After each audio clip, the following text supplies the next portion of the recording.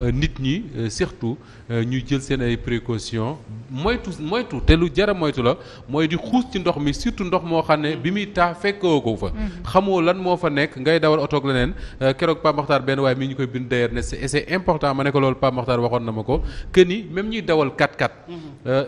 yaakaar ne mën na koo jaarale ci ndox mi nañuy moytu parce que 4x4 defaruñ ko pour muy jaar ci ndox c'est très souvent pour zone yu am ay xeer ak ay suuf ak yu demee noonu en tout cas daal lu jar def attention la ku mënul bañ a génn bu dee taw ngay moytu di xuus ci biir ndox bi parce que surtout zone yu mel ne Dakar ak travaux yi fi am c'est pas évident mën nga jaar ci ndox mu nekk kàmb mën nga fa jaar fekk fiilu courant jaar fa jéye mën na ci am donc ñuy jaale njabootu soxna soosule faatoo ca quartier Ndiolofène kon ca Saint-Louis Mame Birame Issa Tine ñu ko doon wax sànq et c'est un débat important Sénégal ay jamono ci ginnaaw kuréel gii ñu tuddee ànd sàmm jikko yi yëkkati woon nañ benn bataaxal jébbal ko assemblée nationale wax ne dañoo bëgg ñu criminaliser homosexualité bañ ko defee lañ ca bëggoon amuñu ko lan moo tax beneen débat la fan yii ñu ne France ginnaaw bi nga xamee ne août 1982 ci lañ légaliser woon ñoom dépénaliser en tout cas homosexualité ñu doon feete 40 ans yi biñ koy feetee seen njiitu jëwrin muy Elisabeth Borne yëkkati lu mat ñetti millions ci euro ay milliards la ci CFA ne da koy dimbalee ñiy xeex ci mbir yooyu mais débat ba dafa dem ban tudd ci Sénégal te loolu moo waral coow li ñu bari ne war na tax ñu jóg ñun takkaat suñu ay geño ñiy takk seen lafu sëriñ ñu takk ko ngir taxaw xam ne la tubaabee waxtaane ci seen rajo yooyu ca France ci suñu réew mii la jëmee dëgg-dëgg mbir mi nan la demee Mame Birame. waaw tout à fait je sais pas ndax xaw ma damay tontu sa question. doog a revenir ci li ñu doon wax léegi. oui ou pas parce que dama si bëggoon a sànni ñaari mots rek. par rapport rapidement intervention France ci sunu politique. Déjà dans le passé am na des opposants africains yoo xamante ni. mun nañoo wax ne France moo leen assassiné lu. France mooy. moo leen assassiné lu moo leen reylu. ku mel ne Moumié bu Cameroun. opposant Paul Biya la woon. dañ koo éliminer invité ko benn restaurant jox ko fa poison fa la deewee. France day créer ay guerre civile. Congo Brazza créé na fa guerre civile. France dina protéger dictateur. Idriss Déby attaqué nañ ko fi. rebelle yi ko doon attaqué. ay dem ba tiim palais. très bien ay avion de chasse France ñoo tere ñu attaqué palais ba. Gabon également ay manifestation amoon nañ fa. ba ñu naroon a attaqué résidence su Omar Bongo boobu moo fa ne.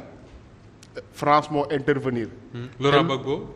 te loolu sax li ko waraloon mooy. beneen opposant boo xamante ni mu ngi woon foofu dañ ko assassiné ci circonstances yoo xamante ni leeruloon ci boppu Gabonais yi. ñu jàpp ne état bi la wàcc ci mbedd yi di manifestation yu tàng.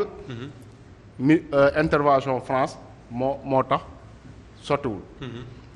léegi par rapport ak question bi ñu soulevé léegi effectivement. xam nga waa ànd sàmm jikko yi. bi ñuy yëkkati seen projet de loi boobu waxuñu ne le danger était là imminent. dañu ne dañu war a ñàkk suñu société bi.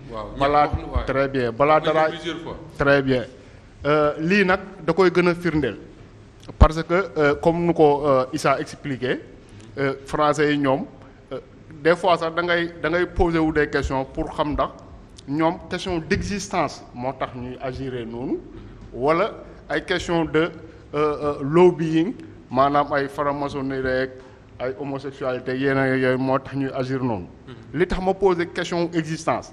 maanaam tey boo xoolee population France day vieillir. tey mun nañoo wax ne ñi am ci seen 65 millions d'habitants yi ñi am 65 ans. mat nañ ci 20%. Taux de très bien taux de fécondité bi foofu en France matul 2 enfants par femme matu ko. te soo seetloo zone yi nga xamante ni ñoo gën a taux de fécondité bi foofu la gën a amee doole mooy fi nga xamante ni noirs yi ak maghrébins yi fa la ñu ëppee. ay quartiers yu mel ne ay Saint-Denis yooyu.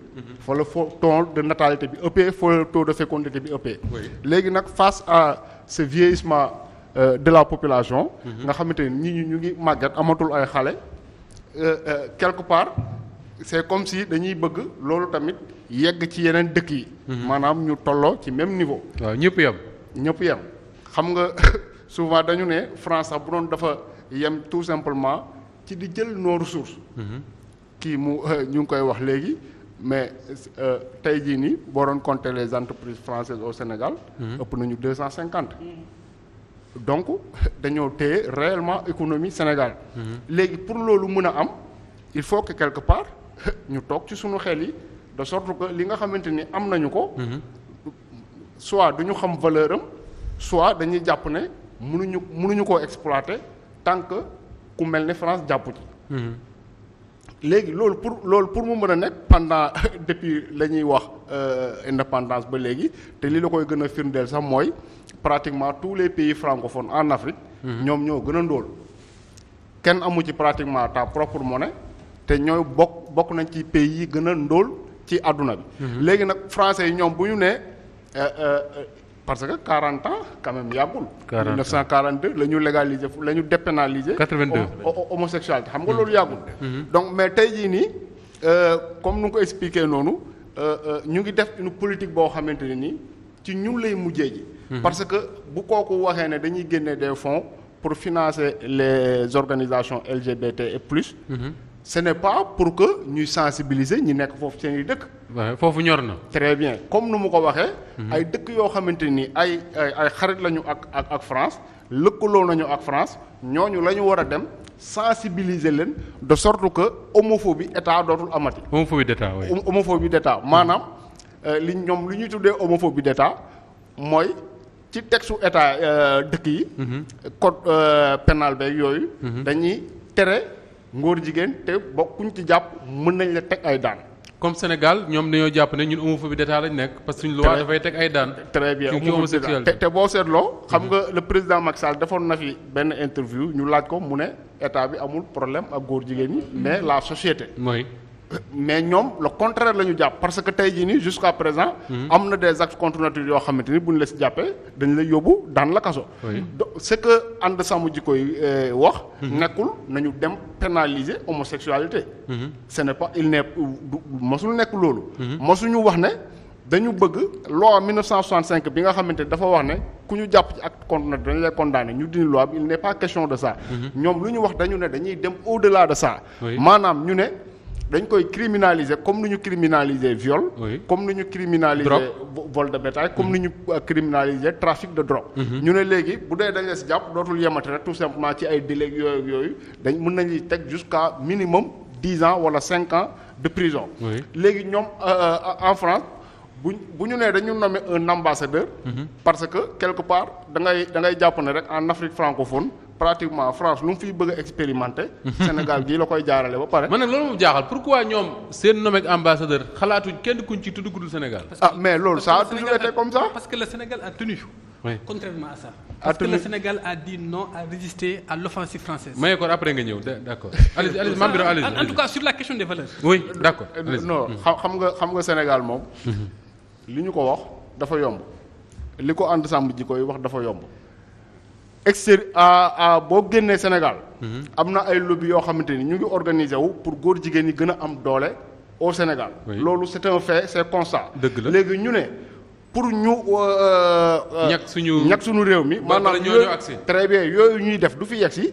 dañuy voter une loi boo xamante ni day criminaliser góor jigéen maanaam dañuy gën a diisal daan yi. te loolu noonu xam nga tey jii nii bu doon Sénégal dafa jógee ci nu mu tuddati. pénalisation homosexualité yegg criminalisation homosexualité mais déjà yow kooku noonu ambassadeur boobu ñu ne dañ koy nommer déjà ñun ñu ngi ci pénalisation homosexualité rek ñu ne na ñëw Sénégal léegi bu ñu criminaliser nu muy def day dëkk ci kay voilà donc question bi loolu la te pour man nekkul loo xamante ni dañuy toog rek jàpp ne nu mu durati quelque part puisque pénaliser nañ homosexualité ku ñu fi jàpp ci acte contre nature dañ lay tëj. c'est fini dañuy dem croiser les bras non monde bi fi mu toll nii dafa nekk di évoluer. te dama jàpp ne bu ñu demee ba nga xamante ni parce que xam nga ñun ñu ngi lire sax ñu naan. ay valeur universelle. oui noonu la ñu tuddee est-ce que la France moo war a toog mu décider ne ça c'est une valeur universelle. parce que bu nekkee ne comment dire dañu jël monde bi ñu def ko benn civilisation. musulmans yi ñoom ñoo ci ëpp. te la religion islamique. day prôner mariage jusqu'à 4 femmes. oui te pourtant ñoom. les chrétiens aussi dañuy tere lii ñuy wax.